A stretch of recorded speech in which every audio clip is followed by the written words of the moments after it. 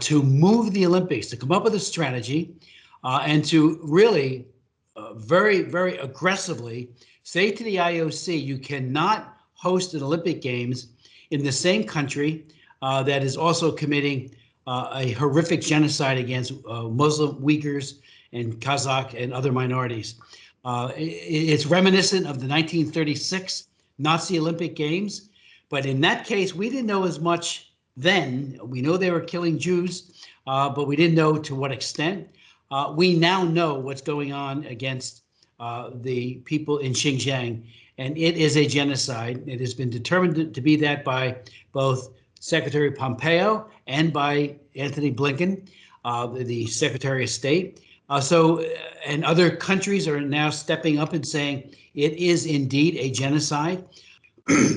And also, if that doesn't work, frankly, Tashi, if the Olympic Committee remains resolute, we should boycott it.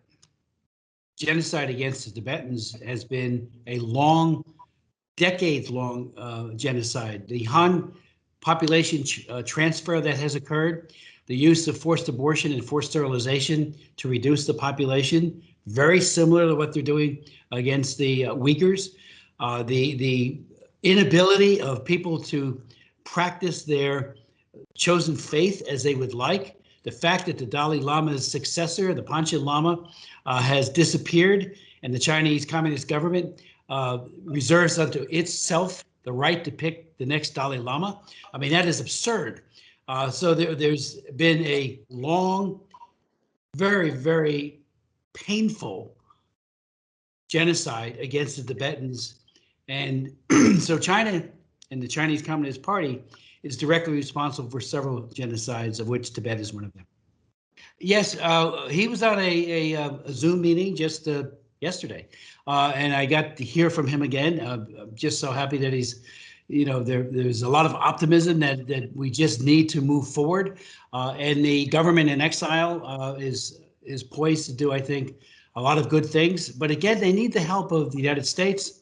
On that call were some great leaders who have done incredible work to promote human rights for the Tibetan people, including Richard Gere. I've had him at hearings of mine in the past, and he is a great advocate as well for those human rights for Tibetan people.